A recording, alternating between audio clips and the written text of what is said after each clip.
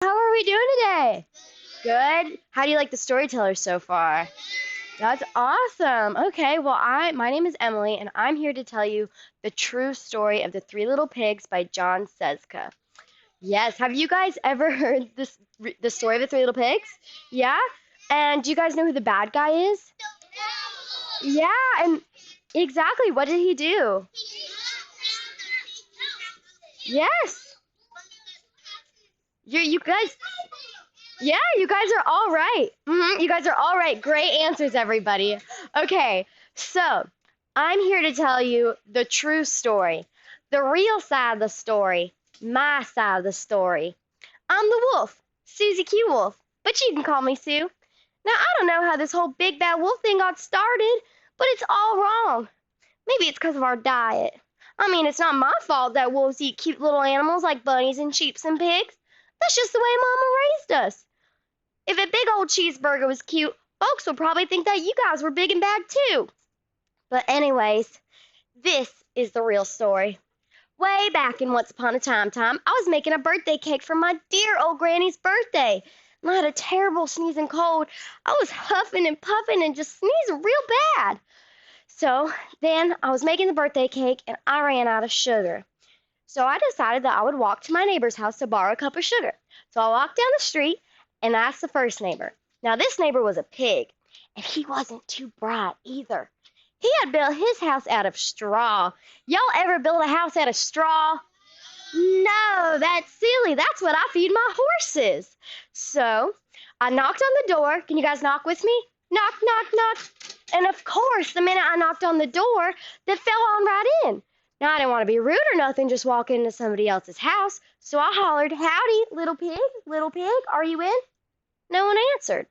So I was about to go on home when all of a sudden I felt a sneeze coming on.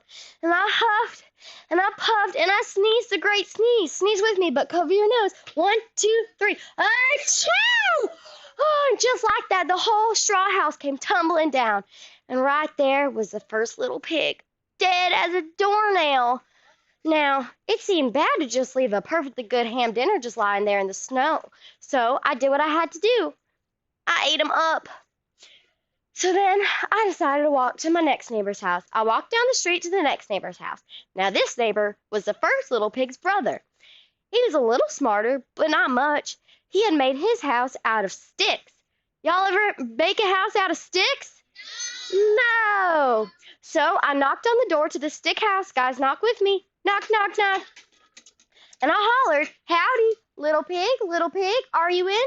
And you know what that rude little porker said to me? He said, "Go away, wolf. You can't come in. I'm shaving the hairs of my chinny chin chin." Talk about impolite. So I was just going to go walk to the next neighbor's house when all of a sudden I felt another sneeze coming on. So I huffed and I puffed and I sneezed a great sneeze. Sneeze with me. Achoo! Oh, and just like that, the stick house came falling down. When the dust cleared, there was the second little pig, dead as a doornail. Now, you know, leaving food out like that will go bad, so I did what I had to do. I had dinner again. Oh, what do you guys like to eat for dinner? Tell me all at once. Me too. Great. Those are all great answers.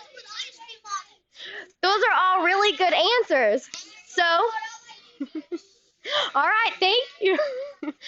So, I was feeling awfully full, but my cold was feeling a little better. So, I decided to try one more time. So, I walked down the street to my next neighbor's house. Now, this neighbor was the first and second little pig's brother. He must have been the brains of the family. He made his house out of bricks. Who here lives in a house out of bricks? See? So I knocked on the door to the brick house. Knock with me. Knock, knock, knock. And I hollered, "Howdy, little pig, are you in?" And he hollered back at me, "Go away, wolf. Don't bother me again."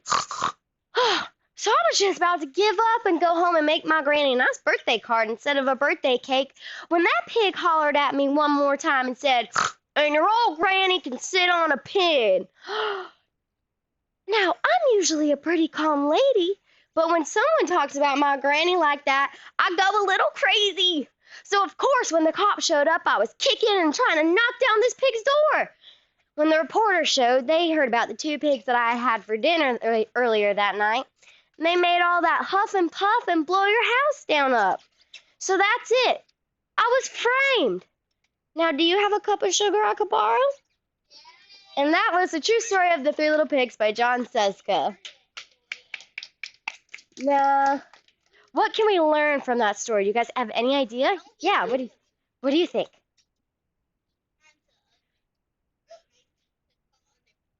That is a great answer. Be kind to others. Yeah, that is a good answer too. We should definitely not eat people.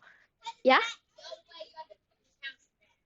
That's also a good one, to not break other people's house down. But the true lesson of this story that we can take away is that there's always 2 sides to every story.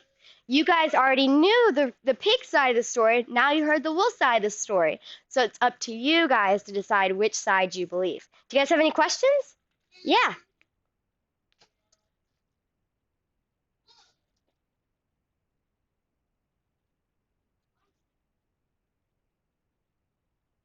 That you're right. It is not okay to be rude. All right, guys, that's it. I'm gonna go ahead and send in the next storyteller. Are you guys ready? Yeah. Thank you.